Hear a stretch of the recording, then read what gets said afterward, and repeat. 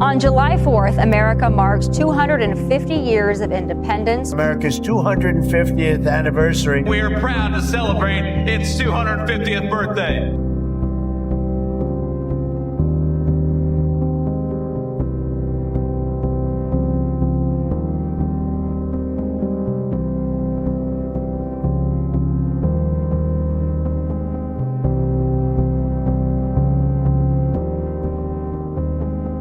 The United States military has about 750 bases overseas, across 80 countries and colonies. This is how all empires end. We're overextending militarily while we have people living under every bridge.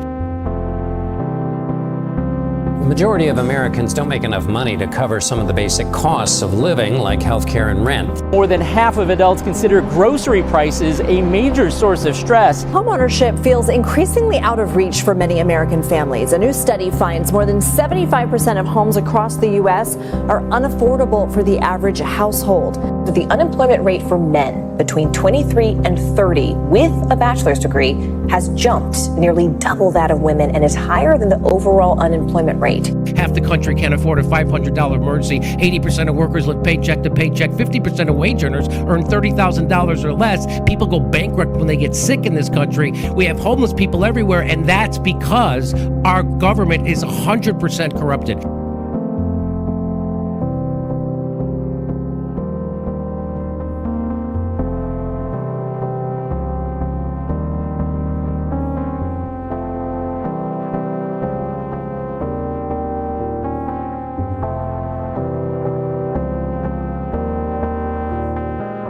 Billionaires reached a record level of wealth in 2025. The rich appear to be getting richer, and it may be at the expense of everyone else.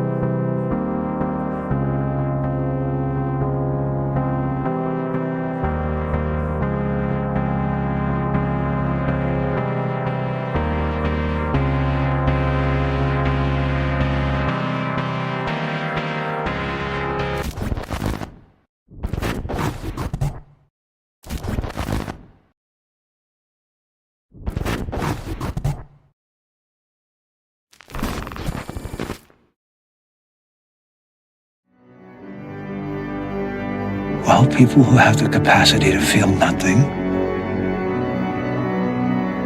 they call them sociopaths.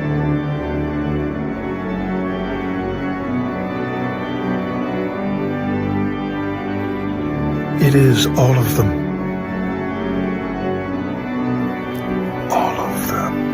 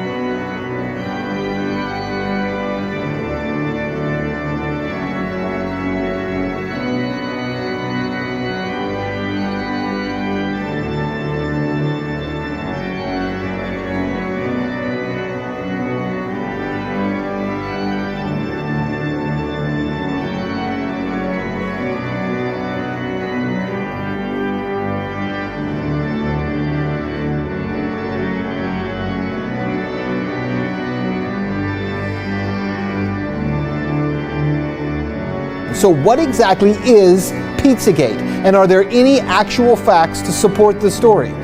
Pizzagate actually comes from the WikiLeaks release of hacked emails from Clinton campaign chairman John Podesta.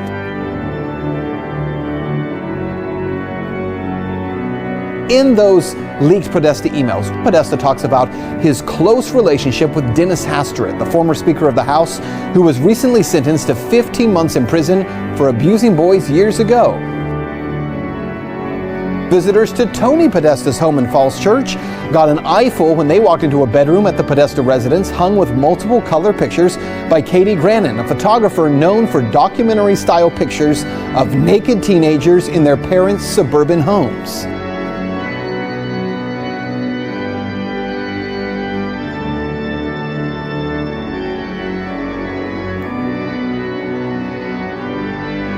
There are dozens of what seem to be strangely worded emails dealing with pizza and handkerchiefs.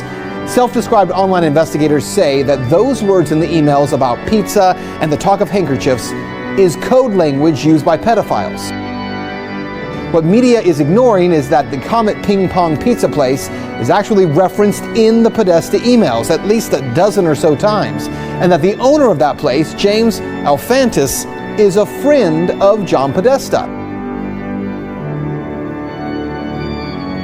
He was actually named, this is kind of strange, by GQ magazine as one of the top 50 most powerful people in Washington. Yes, we're talking about a pizza parlor owner. Well, since Pizzagate began to blow up online, he has made his Instagram profile, Jimmy Comet, private.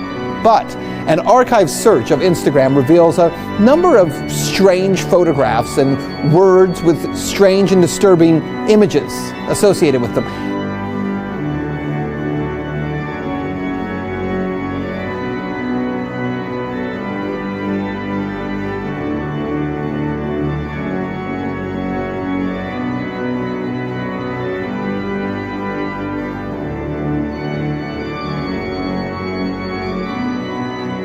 I wouldn't be caught dead with pictures of toddlers chewing on stacks of money. I wouldn't be caught dead with half of those images on Instagram. There's nothing wrong. Have you been on Instagram? There are much more offensive things. There's nothing offensive about my. There's nothing offensive about Dude, if you don't see the offensiveness in that, then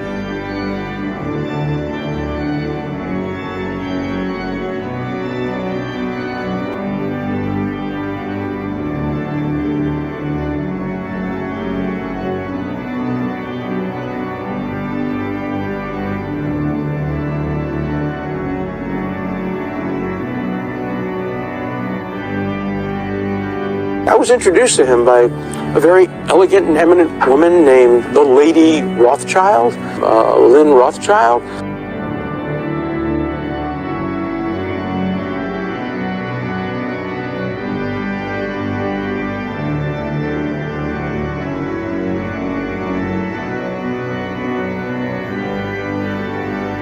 Investigators have already proven there's nothing to the story, right?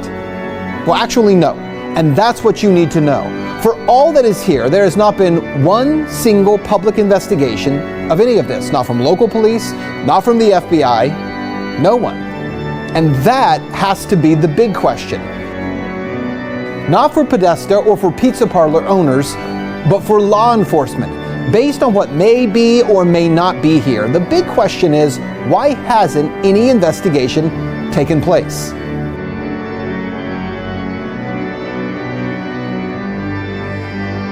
Let's also get now to why the intelligence community would ever want to cover this stuff up. You having sex with somebody who's underage, then they own you forever if they have photo, audio, video of you doing that. This is not new. Congressmen, senators, blackmail being used by intelligence agencies, none of it's new. Epstein was involved with intelligence, whether it's US, whether it's Mossad, it's somebody. This is clearly, obviously, sexual blackmail. Who, if anyone, did Epstein traffic these young women to besides himself? Himself. There is no credible information. None. If there were, I would bring the case yesterday that he trafficked to other individuals.